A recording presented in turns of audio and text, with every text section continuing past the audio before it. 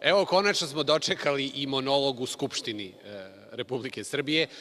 Naime, vladajuća većina je očigledno uplašena diskusijom o budžetu, odnosno amandmanima na budžet Republike Srbije za 2018. godinu, napravila jednu malu predstavu u Skupštini. Naime, prvo su objedinili protivzakonito, protivno Poslovniku, 31 tačku dnevnog reda u jednu. Onda su budžet za 2018. godinu, koji je i najvažnija tačka dnevnog reda, gurnuli na 5. mesto, pa su na prva dva zakona koja dolaze ispred toga, to je rebalans budžeta za 2017. i zakon o budžetskom sistemu, na ta dva zakona su podneli preko 300 amandmana. Zašto je ovo bitno? Pa kada se obrazlažu amandmani u Skupštini, svaki poslanik koji je podneo amandman dobija 2 minuta vremena da taj amandman obrazloži, međutim to ukupno vreme je ograničeno na 600 minuta. Tako da praktično oni prvih 300 amandmana, oni koji su ih podneli, dobiju da ih obrazlažu i ono što je SNS napravio je da praktično samo njihovi poslanici će i obrazlagati amandmane i to možete lepo da vidite ovde na ekranu, gde samo poslanici vladajuće većine obrazlažu svoje amandmane. I to bi sve bilo u redu, jer i oni imaju pravo na svoje amandmane, da njihovi amandmani ne glase ovako. Planiranje, priprema, donošenje i izvršenje budžeta Republike Srbije realizuje se tako da u najvećoj mogućoj meri podrži razvoj privrede u Republici Srbiji. Priznaćete, ovo je jedan potpuno besmislen amandman koji ništa ne govori, ništa ne menja na budžetu i tako 300 puta, jednom da podrži razvoj privrede, jednom da podrži, osnaži sistem odbrane, jednom da unapredi borbu protiv kriminala, korupcije i tako dalje. Ovih 300 amandmana podnosioci sami neće glasati za njih.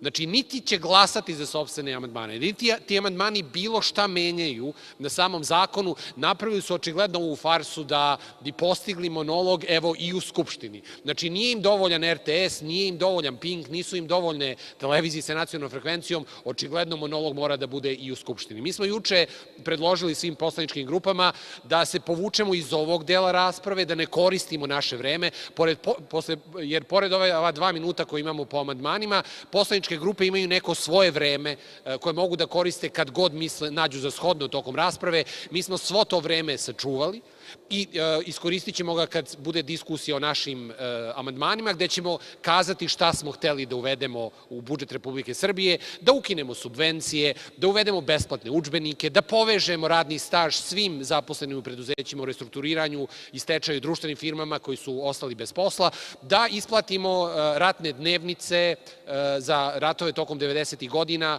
ovim raznim veteranima, odnosno veteranskim grupama kojima to nije isplaćeno, da smanjimo poreze i doprinose, da uvedemo venture capital fond, da vratimo otete penzije i otete plate, verovali ili ne, ako se budžet koncipira kako treba i izbace sve stvari iz budžeta koje tamo ne pripadaju, uvođenjem reda u državu, sve ove stvari je moguće platiti bez da se povećava deficit i to smo im pokazali našim predlogom na budžet. Znači, mi ćemo sačekati taj deo rasprave, a građanima svima pozivamo i sve da pogledaju RTS, da uključe RTS 2, da pogledaju ovaj monolog koji se drži u Skupštini, da vide kako to sve skupa izgleda kada SNS praktično pokušava da na sve načine uguši bilo kakvu diskusiju u našem društvu. Ako imate neka pitanja, izvolite.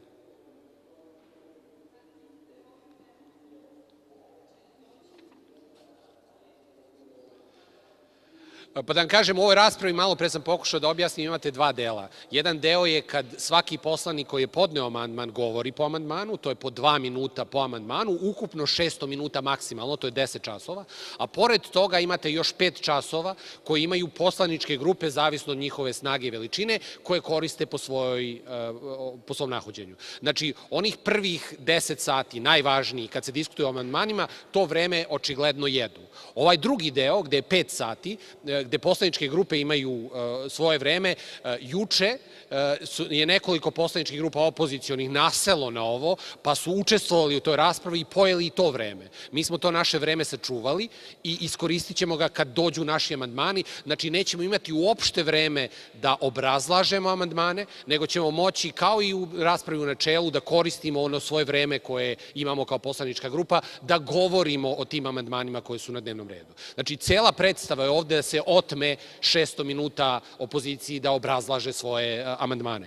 Evo, možete da vidite, recimo, juče u raspravi od tih 600 minuta potrošeno je 126 minuta za ukupno nekih, ajde da vidim, 72 amandmana, od čega vladajuća većina imala 52.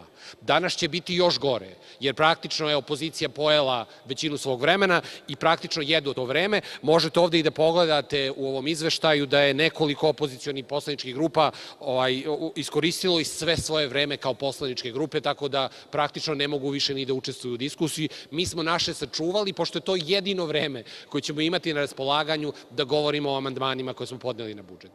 Mogu da vam ostavim ovo da pogledate posle ovoga. Hvala vam.